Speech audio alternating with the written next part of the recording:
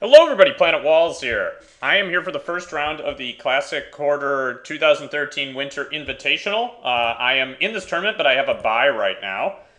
So I have decided to sort of not live stream some of the matches that are happening, and also to check out the deck list. So I'll be switching back and forth between things as I record. It looks like NCSU31SB, the gentleman whose name I have the most trouble speaking, is, he's got his deck going on here. I'm actually going to look at the deck lists right now. I think that's probably one of the smarter things to do. So let's look at Gatherling. This is what the field looks like. We've got Mishra's Sweatshop supposedly playing Oath. I should look at some of these and see what they look like real quick to see if there's anything aberrant. This looks like a pretty straightforward Oath list. Naoto is playing what he's calling Control. Looks like a bug control deck with Tinker and some other stuff worth noting. What is this? This is Stuart Ulk, Angst derbisch nicht. No Angster. What is that? I don't know. This is Dredge. Okay. This is like it looks like a variation on that successful Dredge list that Alberto Rodell piloted. That deck is there's no jokes about that deck. So I'll keep an eye on the matches. Let's see if there are any more that are now up. There are. We want to be in this one too. So sorry, this is going to be a bit scatterbrained until everything sort of settles in. Looks like not all of these have started yet. I wasn't watching this one. There we go. Waiting for host. Waiting for opponent. So this is a PRE. Whoa, oh, man. All right. I love Magic Online. All right. So we'll keep an eye on those. Let's keep looking over here, though. What is Abstract playing? Abstract is playing... He's playing a Workshop deck. That's pretty awesome. He frequently talks about how he doesn't like Workshop decks, but I like that he's playing one. Today, I won't talk about what I'm playing just yet. I'm playing what I like to call, like, Trump Oath. It's basically an Oath deck, so I kind of sold out, that's running a few Trump cards. Let's see what Enderfall's playing. He's also playing an Oath list. Cool. So let's go back. I'm sorry, did I just say Oath? He's playing a Stacks list. Excorpio is playing Mono Blue Merfolk. I almost played, I'll go over later, like, how many decks I almost played. There were a lot. Alright, so my Island Sanctuary isn't going to be very good there. Alright, so Gaines Banding is playing an Affinity build. Triskelion. What do we got here? Memory Jar, there is one Spine of Ishsa, so maybe you listened to our cast, I don't know. What about NCSU? Okay, cool. So this is me greedily checking out to see if my Trump Oath plan is working. So we've got, looks like, 2 Affinity lists, 3 Stacks lists, 1 Dredge, 1 Buggish Control, and 1 Oath so far. Here we have the Ice Queen Cometh. Yeah, I was going to say this is going to be a Dark Depths combo deck. We'll check that out in greater depth later. Get it depth. Yeah. Then Enric is probably going to be playing a Thought-Lash combo deck, which is super scary. It's a tough deck to probably play, but also a tough deck to fight against. I like it quite a bit. Ilskin is playing also a Dark Depths combo deck. Cool, with Living Wish. I'm kind of excited about that one. And Call Me Dragon is playing, it looks like a bug control aggro list. Thoughtseizes, Trigon Predators, that sort of stuff. Albertoro Delve is running Green-White Hate. Cool. Blue Diamonds is running Oath. It looks like the same Oath build he normally plays. Aggro Mud. Okay, so this is a True Fire Paladin. Alright. I like where this is going. So we have like a 4-color fish deck. No True Name Nemesis. I expected to see a million True Name Nemesis, and I don't see them. I am playing, I'll go over this later, I guess. I am playing an Oath build that's a little control-y focused with some enchantments. Affinity Bomb, that can't be right. All right, we have someone playing the Fishy Asar deck. I almost played a deck like this, but ended up choosing not to at the last minute. And Fishy Fellow, if you're watching this, we'll talk about that sometime. Basically, I was scared of True Name Nemesis. Magus the Moat, that's awesome. All right, and then we have Cronin playing a deck called James that looks like some kind of red, white, blue, splash, black, maybe, with Ashiok Nightmare Weaver. Okay, we'll have to figure this one out. I look forward to this. This guy does not seem very good to me. Maybe there's some sort of combo I'm missing, or maybe he's just an effective creature. He doesn't look that effective though. I don't know. Montolio was playing him too, so I'll have to go back and figure that out. All right, so that's what the field looks like. I'm sure you're sick of me talking about that stuff. We're looking at rounds here. We are not, not allowed to watch. Man, I want to watch that Dark Depths combo deck in action. Okay, so let's make sure we're also in on this one. And now we will start watching these matches. So, looks like we have some buggish control aggro over here versus Affinity. And Affinity is the clear villain in this matchup, but it's going to win because there's a Tangle Wire on the board. I'm calling it early. What can I say? Here we have stacks against something that was able to cast a mana drain. This is Cronin, so he could play that. Oh wait, that creature is True Name Nemesis, True Fire Paladin. Okay, that makes sense. So if we, that was the doorbell. One moment.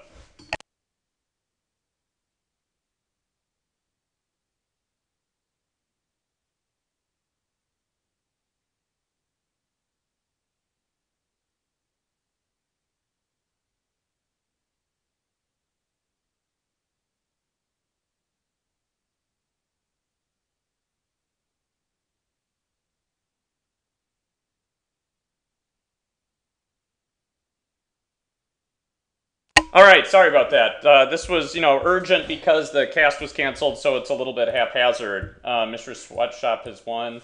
Anyway, what I was saying was that the True Fire Paladin is actually True Name Nemesis. So that makes sense. Gatherling could not update their database quickly enough.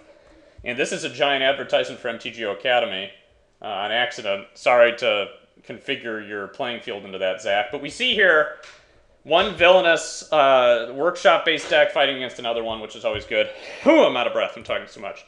I'm very excited. All right, so no, we still can't watch that one. That sucks. This one is now off. So we'll watch Enric with the Thought Lash combo against Bizarre Baghdad. Here we have Excorpio's Merfolk against the Wolf's Fishy Fellow white deck. For those of you who aren't familiar, this is a Disruptive Hate Bears deck that's almost mono white with a Sky Hussar drawing engine, and I tried configuring a little bit to make changes to win in the mirror, because I thought someone would play it, but I ended up not doing it because I was afraid of True Name. Cool. I want the Wolf to win this one because this deck is really fun to play against. It's also powerful, but that Leanin' Arbiter is scary. I would probably lose against both of these. Alright, so here, what's happening? This is Alberto playing Green-White Hate against Naoto playing Bug Control. We have two Cavern of Souls, both naming Human. Is that... No, one naming Cat and one naming Human. That makes sense.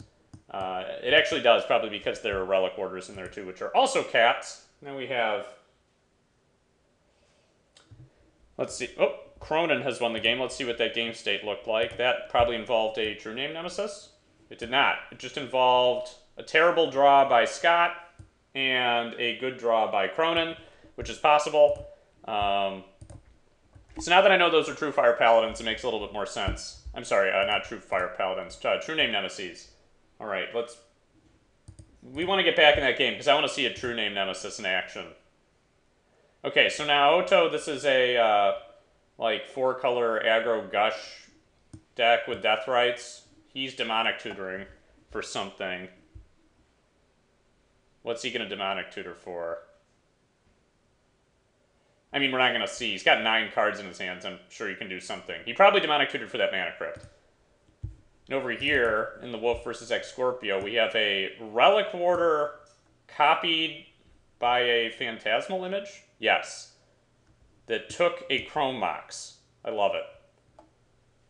Cat Cleric Illusion. That's pretty awesome. I wonder if this guy's like, is that a cat cleric? I'm so confused. Or is it an illusion of a cat cleric? Alright. Now, Otto here just managed to get a Blightsteel into play, which he'll have to pay 1 each upkeep. Alberto could possibly Path to Exile it. By the way, Student Warfare is a good card in this format, shockingly. But it really is. You can pump that up easily, and it just first strikes Lodestone Golems all day long. Here we have the most disadvantageous trade in history for the Wolf 2. And what's going on over here? We have Bazaar and Enric playing lands. What's Bazaar going to cast here? We should look back and see what Bazaar is playing. The Ice Queen cometh? Oh, that's right. He's playing a Hex Mage, Dark Depths-ish combo deck. Which we could look at in greater depth later. But let's watch these games happen. Okay, Bazaar up top is Demonic Tutoring. And here, on this giant accidental advertisement for Mtgo Academy, we have Chosen Card Steel Overseers. Okay, so this is just a lame 1/1. We have the Assault of Signal Pests on Stacks, which has, excuse me, Gargles. Tanglewire.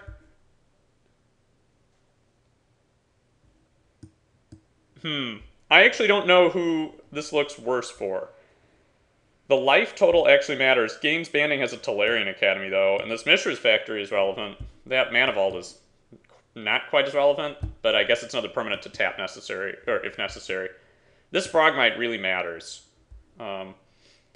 So Zach is abstract. He only has 1 card in hand, but so does Games Banding. Alright. And then here we have a Lab Maniac coming into play with Enric. So these are 2 different combo decks fighting against each other. Fortunately for Enric, his Thought Lash combo can actually protect him against the Merit Lage token, because it can just exile the top 20 cards of his library for the first couple of attacks. And now we have a Duplicant here. So Duplicant came down to hit a Frogmite, which isn't the best thing to hit with a Duplicant, but it's certainly effective in this matchup, I suppose.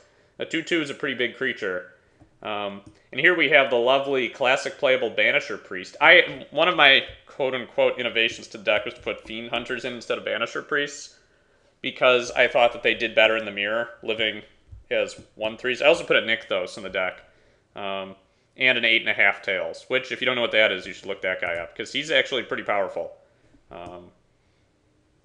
Okay, so both these decks are scary for us, that's for sure.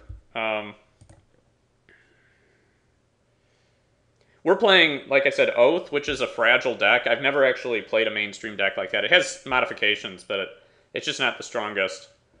In my opinion, in the format. I struggled quite a bit figuring out what deck to play, and this was sort of like a last resort. Not sure about how good it is. But anyway, let's continue focusing on these matchups instead of narcissistically on me. Alright, so this one, we still have a Blightsteel Colossus on the table, and the Noble Hierarch is down now. How did this come out? Tinkered. Okay. Alright, now Otto takes that game with a Blightsteel. Let's make sure we get back in the Cronin Enderfall game, because maybe we'll see some true name Nemesis. I don't see any yet. We do have a Phyrexian Revoker naming Ashiok Nightmare Weaver. Maybe that's the first time that's happened. Let's try to figure out what that deck's trying to do. I think that's a good idea. So let's look at Cronin's deck titled James, and we know that these are true name Nemesis now, not True Fire Paladins. I thought about being an ass and being like, I want to play True Fire Paladin in my deck. Anyway, so why is Ashiok in this deck?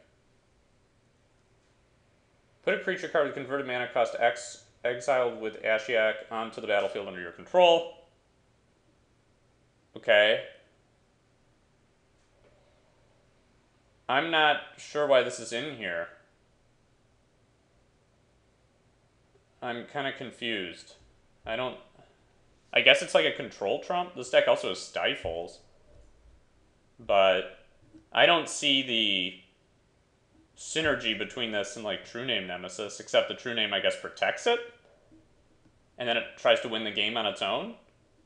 I'm not sure.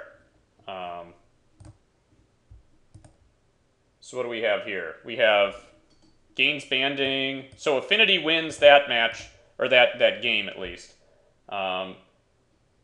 Enderfall we see here fighting against Insectile Aberrations and losing flips with Mana Crypt, which is really bad when you're fighting against a Delver that's flipped.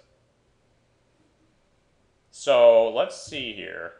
What's going on? Here we have an exiled... Oh, we got a Thespian stage over here. That's pretty exciting. So this is like... This appears to be a set of interesting and fun decks. Lord of Atlantis, huh? That's right, we're dealing with Merfolk here.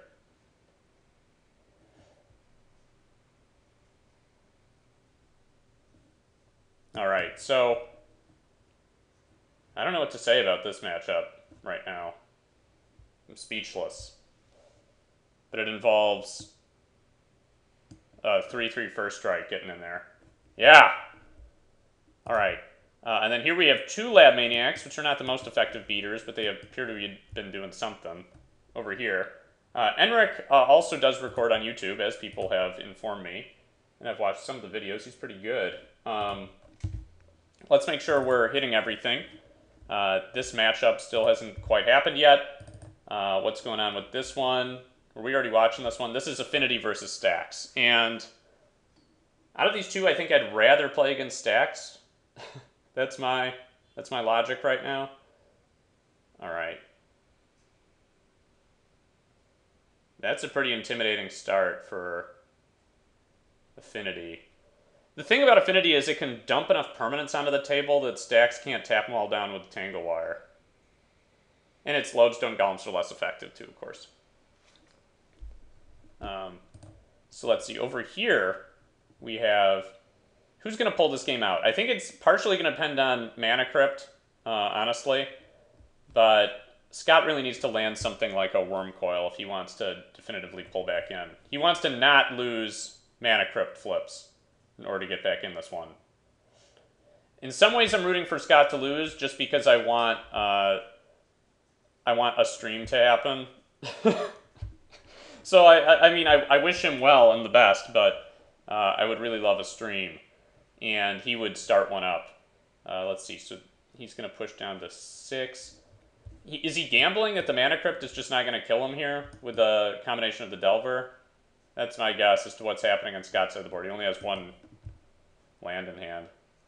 So, we have a Wasteland and a Snapcat. Okay, so that's game for Scott, almost assuredly. Yeah, so he concedes out of that one. So it looks like Cronin is going to take that match with his True Name Nemesis Ashiok Nightmare Weaver deck, which is pretty scary, actually.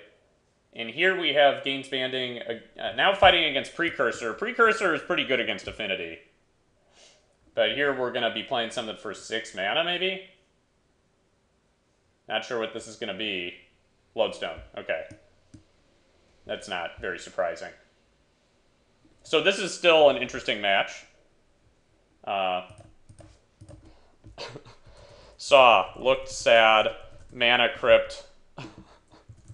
Mana Crypt flips were not always in your favor. Recorded part of it. Still recording. Just letting Scott know, we've got Bizarre Baghdad winning a game over here. Bizarre is not playing in this match. Where is Bizarre? Here he is. Oh.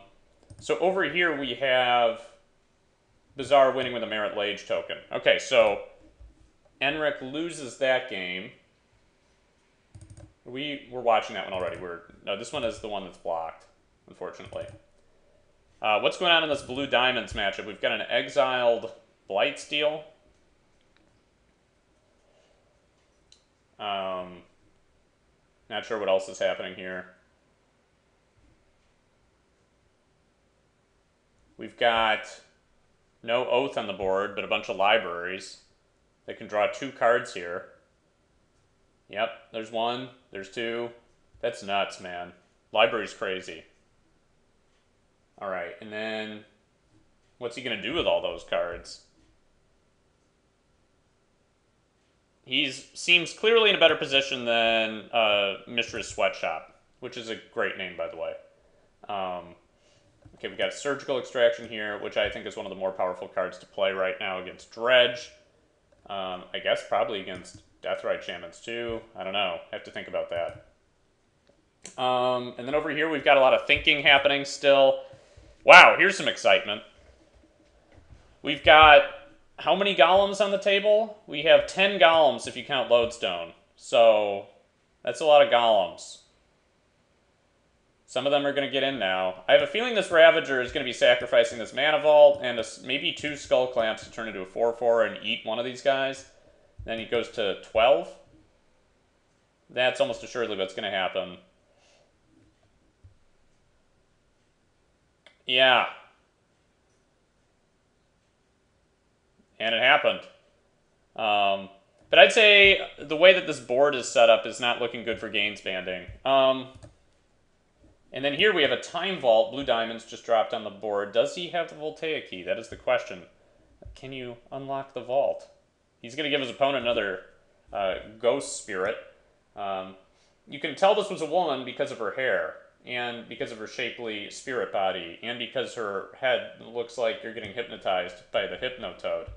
What the hell is happening here? We have a Flusterstorm being played on a Demonic Tutor. For how much? Storm count 3, so that's 4 mana. Given the original Flusterstorm, he's not going to be able to pay. Unless he can counter this, but I don't know what he would counter it with.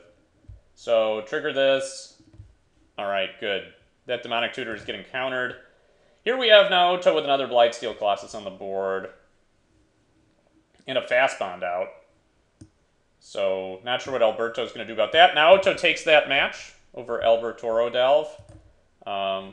What's going on here? We have Sky Hussars being revealed and creatures attacking. The one thing that Fishy Fellow's deck has against a lot of other aggro decks that don't have giant bodies or board sweepers is that it can keep drawing cards with Sky Hussar and then eventually play a Sky Hussar off a Chrome Mox or a Cavern of Souls and untap all the guys and swing in for a massive Alpha Strike. Let's see what's happening here. We have a Duplicant now taking the Lodestone Golem. That's going to be pretty bad. All right. Games banding GG's, but I'm not sure what that means. If that's game or if that's match here. I'm not sure what's happening. Keeping my eye on it. Happy fingers. I'm not sure what that means. Alright. I don't know what's happening, but I guess we'll let them talk it out. Something about happy fingers. I don't believe that's a sex act, but I haven't checked Urban Dictionary in a while. Here we have a first turn Lab Maniac. First turn Magus-Demon would have been pretty sexy here. It's a different human wizard. I don't know what Bizarre would have done about that. Alright, and then what else do we have going on? We still have the Ilskin match, which is not watchable, unfortunately. We have this gentleman Garland, who is solitaring a classic deck, but I don't think he's part of this group. So that was the Naoto match that just closed out, so we're watching everything, but here we have Blue Diamonds, who's going to take infinite turns. So that's going to happen here. And I think once you're taking infinite turns, you're probably going to win. He's got some degree of inevitability in the deck. Let's just see if he takes another turn here. Nope, Stranglehold is not on the board. So Abstract also took the... did it close me out of the game before I saw what happened? Yeah, I guess so. So they're sideboarding. They're going to a game 3. I thought maybe that was a match for them. And then... no, this is still one player taking infinite turns, so we're not going to watch that. This here, we are already watching. So we have the Lab Maniac matchup that doesn't appear to be moving anywhere right now. And here we have... let's try to decipher what's been happening. We have, like, forces in the graveyard. The graveyard here is huge, 17 cards. They're both equally as far down in their decks, but the one life that X-Scorpio's at means that there's probably going to be... yeah, it means that the Student of Warfare is lethal. And it also means that whatever he's going to play now is going to be lethal. I was going to play a deck with La One. That would have been really satisfying in retrospect. Alright, so a Sky Hussar just happened. Why didn't this attack? What? Did I miss something? I'm not sure what just happened. Maybe this came into play this turn. Had Summoning Sickness. So, what's going to have to happen here? I have a feeling that X-Scorpio is going to have to do one of these fancy block. It's going to be like limited and bounce a Sky Hussar. That's not good for him because it means he's dropping a card every turn just to maintain board parity. I'm not sure why he's attacking here. Unless he can untap his guys. It'd be like a Regery? Yeah. So, I think Wolf just made a mistake there, because I would have been willing to take some of that damage to have additional creatures here. That seemed to be walking into something he didn't have to walk into. I mean, he's still going to be in a situation where he could pull back. And I haven't been evaluating this game extremely closely, but that didn't seem optimal to me. Now X-Scorpio has to, again, draw something effective. Probably something to flash in with Aether Vial that can deal with a student. If there's another creature dropped here, there's another First Striker, even. The clear play, though, to me, seems to be not to block here. I guess you could Caracas your guy back to your hand. Okay, so the Wolf does take that game against Blue Merfolk. And here we have... What is this? This lady is trying to model, but there's a volcano in the way, and the photographer can't see her. This lady is apparently a vampire who likes tattooing herself. Alright, what's happening up here? We've got the Dark Depths on the board, which is a pretty bad land as far as mana production goes, but it's going to be a 20/20 here in a minute. We have Enrek with only one of his combo pieces, but he could find another here. I assume he would, or he would find protection for one he already has. So, ooh, but it gets misstepped. Can he deal with the misstep? That's the question. If he can, he should.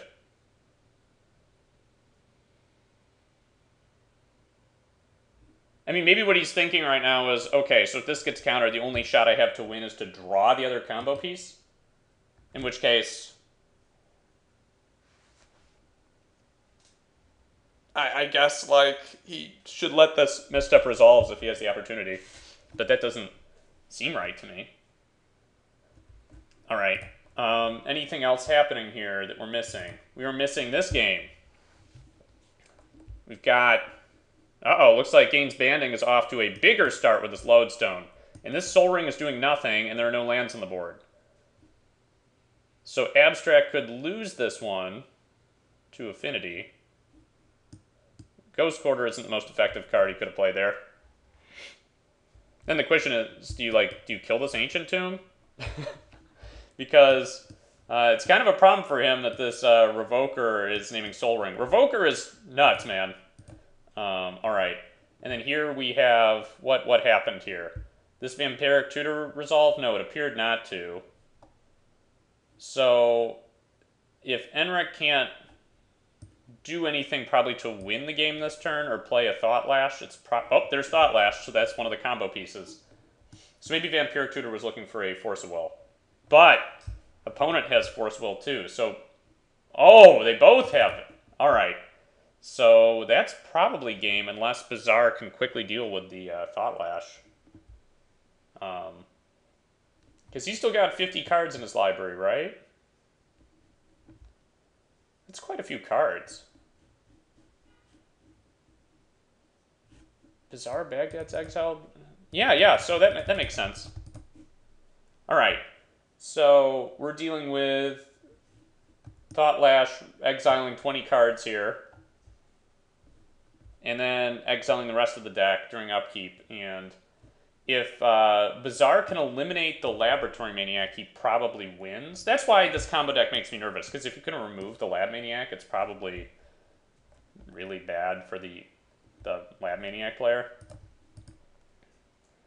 Here we have a Memory Jar. That's never good for workshop. But we have a Tangle Wire, which is never good for the opponent. A basic swamp in this affinity build. I like it. Unless, why is there a basic swamp in there? I say I like it, and then I'm like, what? All right.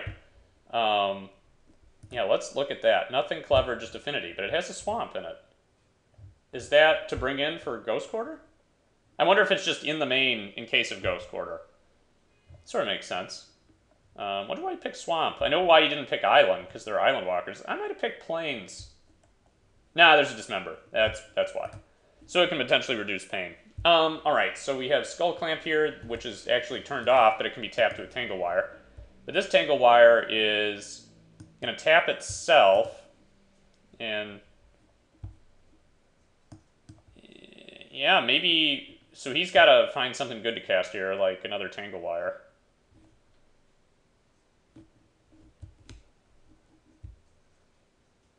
Mishra's, let's see, Phyrexian Metamorph copying Tangle Wire forces 7 permanents to be tapped.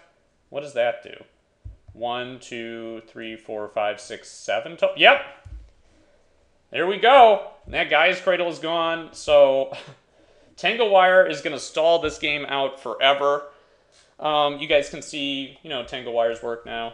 7 permanents have to tap, that's all of them. I actually would have kept the Ghost Quarter because all these would have been tapped anyway.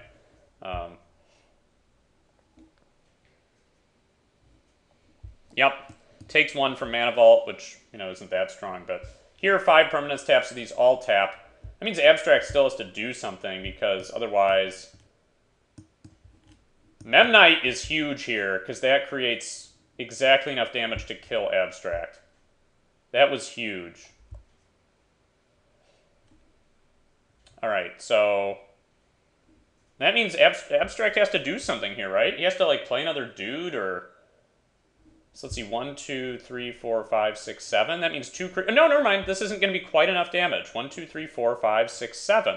So Abstract's going to go to 1. That means his Ancient Tombs don't do anything, though. Metamorph... Yeah, you can't tap that, buddy. Except a Tangle Wire. If he taps this, it's over, unless he's playing a creature. Okay, well he is, but...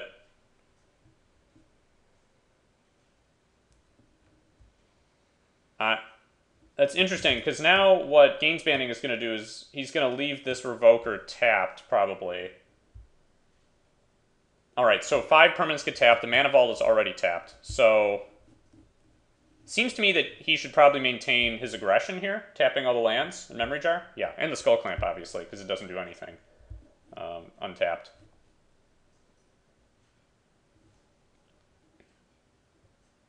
And... yeah, he's going to tap this guy. He's going to attack with the Lodestone and maybe the Memnite.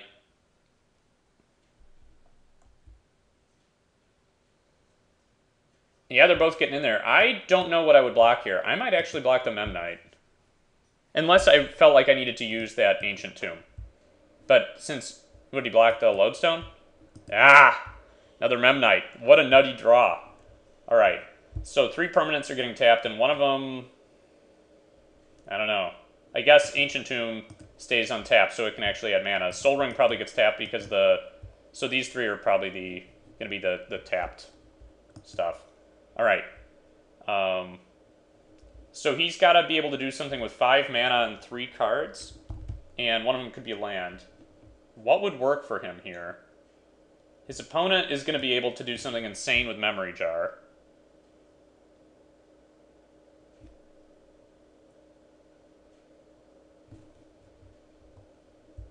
Okay, so a Cavern is probably not ideal for Abstract, but it doesn't cause pain, which is a plus. What do we have coming down here?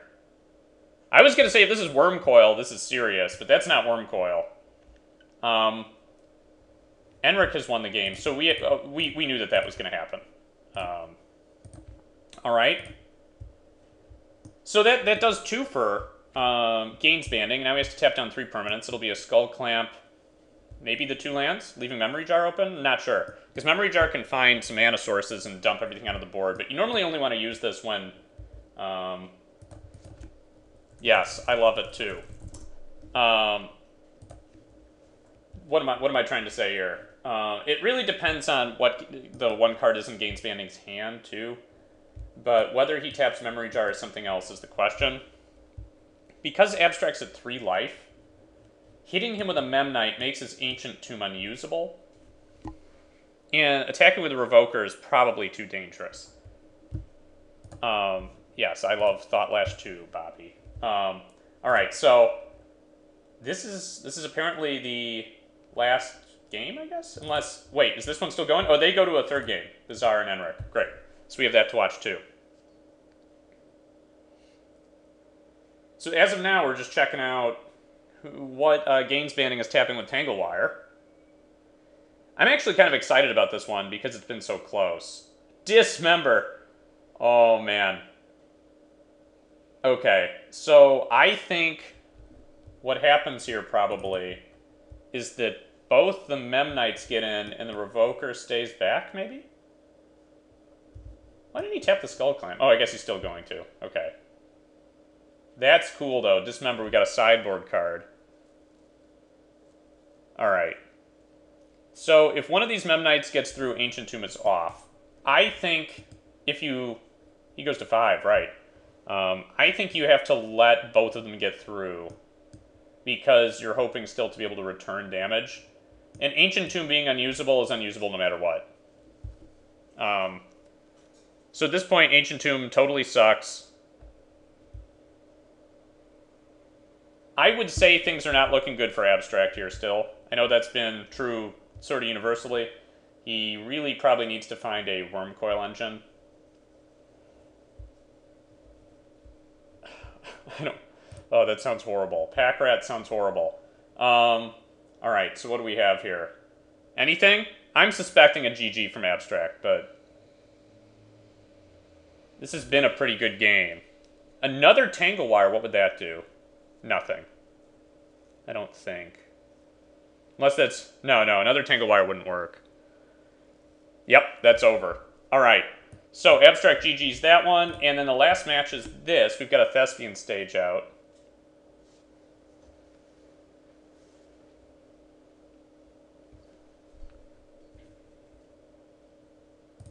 I was actually wondering if I should be playing Caracas in my deck. I still sort of think I should be. It's really good against this combo.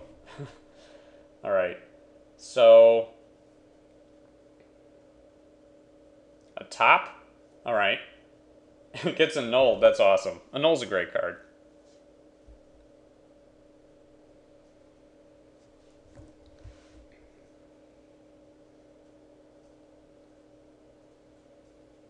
Okay, so since we're watching these guys, might as well have their deck lists up. Bizarre, Baghdad, and Enric. So we've got, after sideboarding especially, this is Bizarre's deck, I believe. He's got Stifles and Gilded Drakes. Not sure what those do. I guess Stifle can counter the Lab Maniac Wind Trigger, maybe? Depending on how it's worded. Let's see. If you would draw a card, you win the game instead. So it's a replacement effect. That's a good question. I'm not sure that that goes on the stack.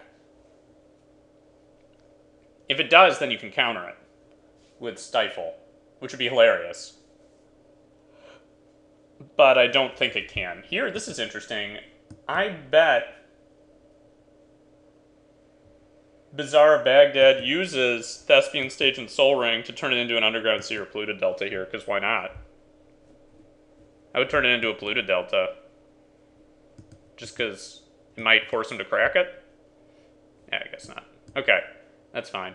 Oh, that's right, because then can it add... No, it can't just add one. So then he would have to crack it in order to be able to use it. It keeps the copy ability, not the original mana ability. That's fine.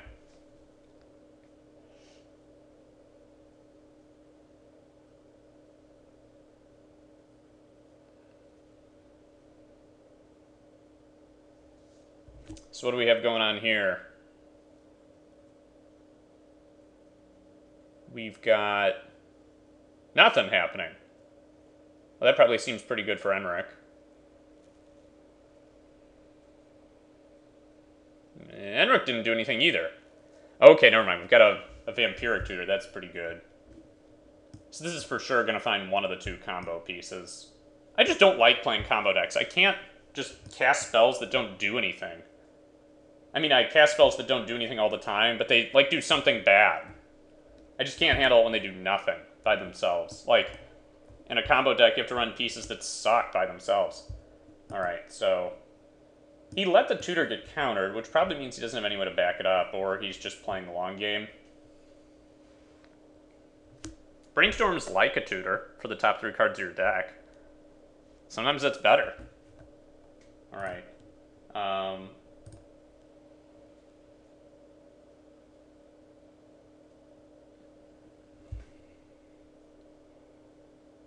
Well, I might as well go over my deck in the short term when this match is slow. So I am playing a Bant Oath deck. I will put a link down below that links to when I start talking about this after this goes up, so you can see it. It's basically a blue-white control deck that has some combo elements. The mana drains are kind of weak in this deck. And I call it Trump Oath because there are a couple Trump cards in the main with Enlightened Tutors. The Enlightened Tutors can find your Oath. It doesn't run black for Vampiric Tutor and Demonic Tutor. Yawgmoth will. It eschews running the, what I think is shitty combo engine with the Time Vault and Voltaic Key, which makes it worse in the mirror, but I think Oath is a bad deck in general, so I don't care about that really, and I presumed it would lose first round. So anyway, we got Enlightened Tutors, Missteps, Pondrifies. We've got a 1-of Spell Snare that's just an additional counter spell that adds some flexibility. These are like Swords to Plowshares, only they make your opponent have dudes, which works with Oath, but that's not why they're really in here. They're really blue, Pondrify and Rapid Hybridization, because Swords is white, and I needed to increase the blue card count to make Forcible effective. Also, it can still eliminate like a Lodestone Golem, which, even though it makes it a 3/3, it's better than nothing. Alright, so Trump. Game 1, the goal is to get an Island Sanctuary out, and if you can do that, you can... Well, okay, this is game 1 against certain decks. If they have no way to interact with Island Sanctuary or attack over it, you can just win with this sometimes. In the case of Dredge, you find a Rest in Peace. Propaganda is here because it's effective both against Dredge, is almost a complete trump card, and against other decks, including Affinity, and Fish to some degree. Detention Sphere is a nice removal spell, can deal with Grafdigger's Cage, so can Engineered Explosives. Only 2 creatures. I went with Progenitus because you can remove it to Force. And also, because I was worried about the Fishy Fellow deck, this thing cannot get exiled or Caracased, and it can attack into mono white guys all day long. So that's basically how this deck works. Otherwise, it's a basic Oath deck where you essentially just try to slam this down as fast as possible. Jace plays a support role. It can be pitched to Force. It bounces things. It draws cards. It does everything you want it to do. There's a 5th Brainstorm and Ponder to smooth out draws. It's running Lotus Petals and a Mana Crypt as ramp, as well as a Soul Ring. The Soul Ring is kind of weak in this deck. I'm not sure if it even should be in here. No Tinker Engine, as I mentioned. Sideboard is interesting. There's a Dragon Breath in here for the mirror match. If I decide to keep Oaths in, then I can Enlighten Tutor for it and make sure that whatever I attack with has haste, namely the Emrakul, the Progenitus probably comes out in that matchup. Against fish-based decks, especially with True Name Nemesis, I have Supreme Verdict, which I'm excited to be running. It taxes the mana a little bit, but I think it's good. Hurkyl's Recall against artifact decks, Missteps to bolster against cages, and they're good against a variety of matchups. Energy Flux for artifact matchups. Elesh Norn comes in some of the matchups as well as a trump. There's a balance in the sideboard. I couldn't find a tutor for it to fit in this deck, so it's in the board. Not sure if that's the right move. It's really good against True Name Nemesis and other stuff too. Engineered Explosives is a secondary, and Cursed Totem are both effective spells in a lot of matchups. And then there's additional Graveyard Hate in the shape of Tormod's Crypt. So I'm not sure if this is a good deck. It's more traditional than a lot of the decks I play for this format. I feel like it's actually weaker, though, so I'm not very hopeful about my chances this tournament. After a lot of thinking, this is what I settled on. Not as a victory. It wasn't like I thought really hard about this deck and thought it was good. It's more like I tried really hard to find other decks and could not find them, and they did not work, and so this is what I was left with. Yeah, let's go back. Ooh! Enric is streaming the event. That's great, so if you want to watch him stream, go right ahead.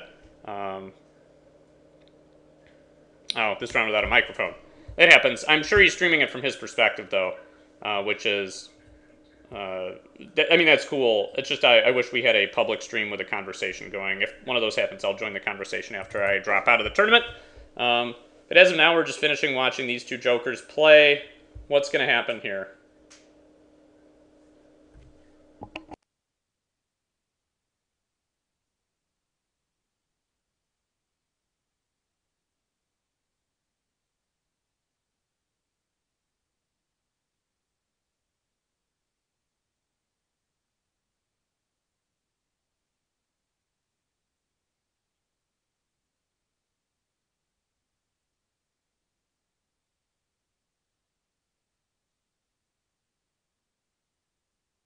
Sorry about that. I know this is, again, half-assed recording coming out of nowhere, but we just had to, my wife and I discussed ordering some food.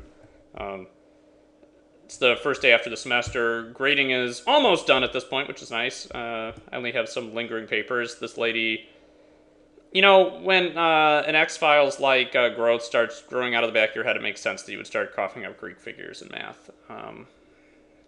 It's really messing with her thoughts. Her expression here of someone like,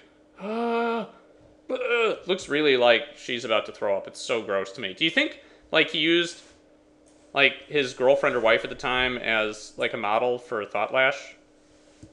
Okay. Bizarre says, you got lucky that I was a bad player. He tutored for Stifle. All right, so we have the answer to this question. Bizarre thought that this was a triggered ability instead of a replacement effect and tried to counter it with Stifle, but that doesn't work. Yep, we talked about that on the stream, and it is a replacement effect, so Stifle did not work. All right, so this game appears to be over, and Bizarre is conceding. I don't know what's happening here. They're talking. Looks like this round is over, so I will see you guys for the next round, which I will be playing.